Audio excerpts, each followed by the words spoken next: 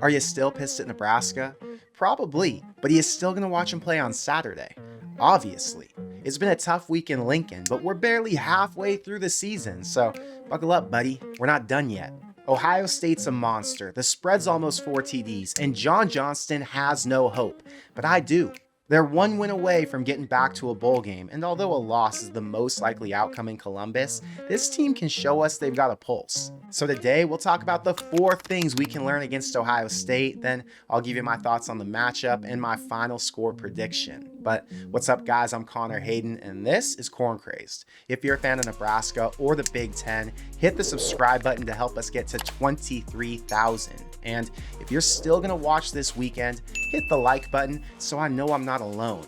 But now, let's get into it. He's hit and sacked. He's taking a shot downfield, wide open end zone, caught, touchdown. It's such an interesting week because the vibes around this game are so different for each of these fan bases. Ohio State fans can't wait for Saturday because they want to get the bad taste out of their mouth from the trip to Oregon. They look at this game as a tune-up. They get to play a weaker conference opponent at home, make it out healthy, and get ready for a massive trip to Happy Valley the very next weekend. On the flip side, Nebraska fans just want to get it over with. They're huge underdogs, they're desperate to find one more win on the schedule, and getting blown out like they did against IU isn't going to help their confidence. You look at the Big Ten standings and the last 4 teams Nebraska gets to play. Wisconsin's in second, Iowa and Nebraska are tied for third, USC and UCLA are in last place with Purdue, but their record's deceiving since they're both fully capable of beating over half the teams in the conference any given Saturday.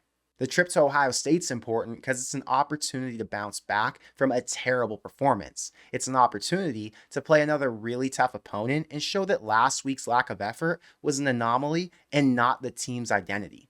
I'd usually do a deep dive on the matchup, but I think what's more important this week, since the gap between the two is so huge, is that we talk about what we can learn in this game. So I'll focus on that first, then I'll give you a quick overview and my final score prediction. But first, I gotta shout out our sponsor, PrizePicks. They've been supporting our channel all season long, and they make it possible for me to post 5 times a week. In our Crazed Discord group, I saw Clutch post this 6-leg, $15 Monday Night Football lineup that paid him $315. And subscribers had some more winners thanks to Dylan Raiola, Cam Ward, Ryan Williams, and Kareem Hunt, who all went for more yards than their listed lines.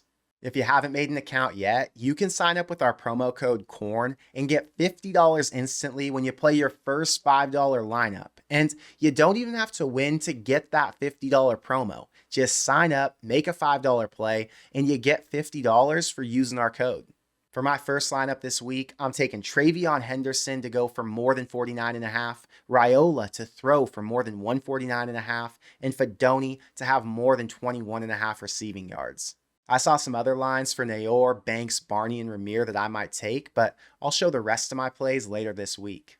PrizePicks is available in Nebraska, California, Texas, and over 30 other states. So if you see your state colored in, you can play there.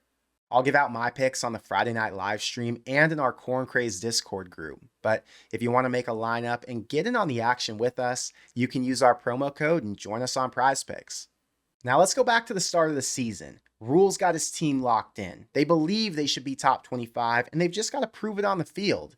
UTEP week 1, smash hit. Colorado week 2, they handle business on both sides of the ball. Northern Iowa week 3, a 30-point win, but the defense started to show signs that they weren't going to be as dominant as they'd need to be. Then as soon as Big Ten play started with Illinois, the flaws were exposed. After Colorado, it's been straight regression. Every week's been a little bit worse than the last, but that's not the standard, and it's not the expectation Rule has for his team. To win another game in the Big Ten, they're going to have to play with the same intensity that they did against Colorado, and I know a lot of fans don't have much confidence in that happening. So let's talk about the 4 things we can learn against Ohio State that'll give us more confidence, and hopefully we see signs of life that we didn't in Bloomington. And number 1 is, do these players still believe in the team? Nebraska's got some weaknesses in pretty much every phase of the game, but they've got senior leaders and NFL caliber players who have to play at the level they're capable of if they're going to stay competitive. Against Indiana, 3 of Nebraska's best defenders in Hutmaker, Bullock, and Tommy Hill all finished with really bad days.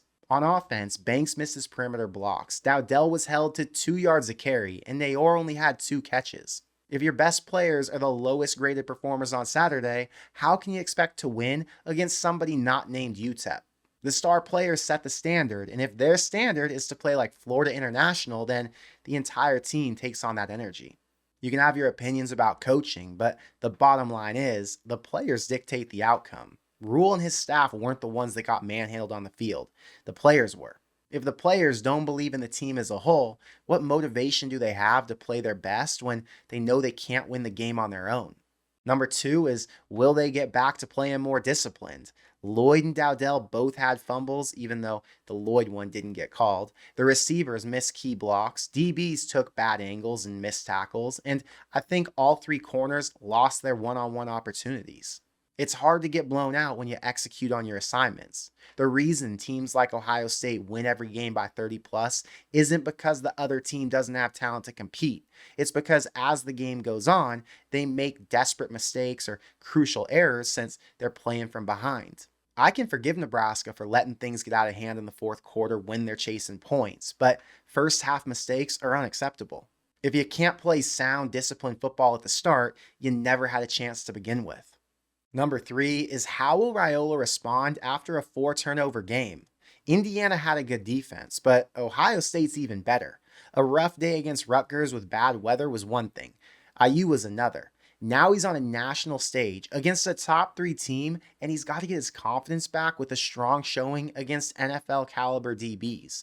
Does he get back to what we saw earlier in the season, or do the wheels fall off and kick his confidence down another level before a tough 4-game stretch to end the season? And last at number 4 is, how does Satterfield adjust to score more points? In the presser, he implied the run game needs more attention and that they've got to get it going. But in a game where you're likely to be playing from behind, how much is he going to want to run the ball?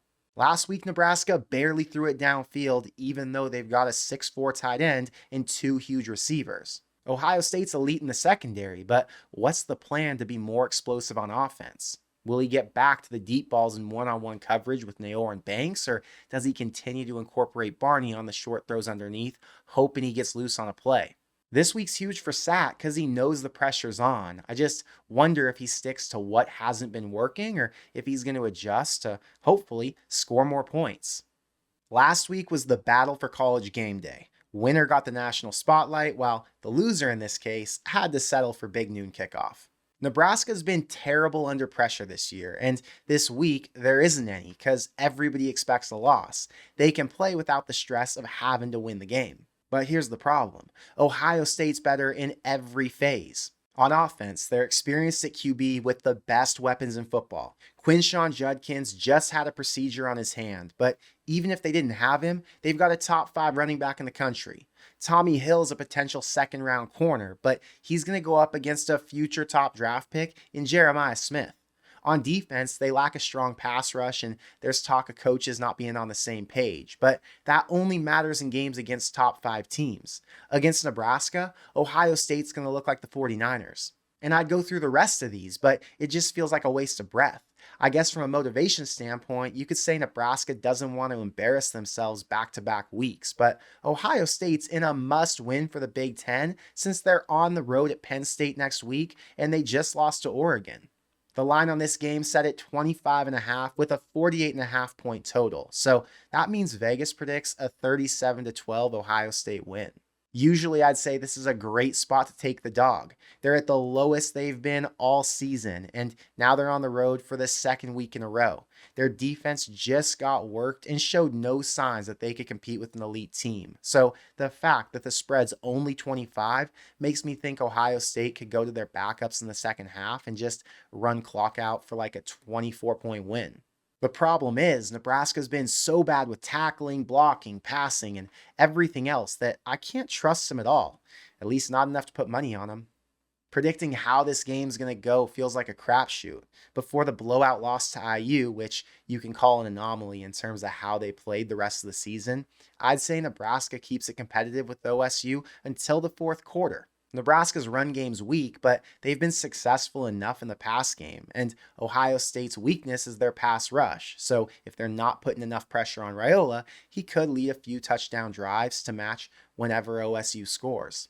I'd point out how Sierra Wright and Tommy Hill have been elite in coverage this year, but they both looked average or even below average against Indiana's receivers, who are nowhere near as talented as what Ohio State brings to the table. So I'm hesitant to put any faith in the pass D.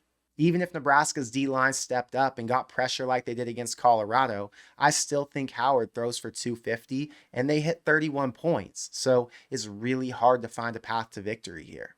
I'd say a win for Nebraska on Saturday is being competitive and not quitting when things get tough. If they look halfway competent, I'd feel really good about their chances against UCLA next week, and I think that would boost the team's confidence that was pretty much stripped away after last week. So now I'm taking Ohio State to win 38-14 because I don't think Day needs a blowout for the playoff committee, and I know he won't want to risk injury before Penn State. But for me to really feel good about Nebraska getting to a bowl game this year, I really hope they can get to 21 points, even if they did it in garbage time. On Thursday night, College Football with Sam joins me live to break down Ohio State and how he thinks they match up with Nebraska. So if you want more of an in-depth breakdown then, we'll have that for you there. But I want to know what you think, so let me know in the comments below. What's the number one thing you hope to learn from the trip to Columbus? Which player bounces back after last week's loss and plays the best for Nebraska this week? And what do you think Satterfield does differently, knowing the offense stalled at Indiana? I have to assume he's going to give Dillon more deep ball opportunities since they've got to have more explosive plays. But I know most fans are hungry for a more balanced run game. But that's all I've got for today. So until next time, thank you for being here, and I will see you in the next one. Go Big Red.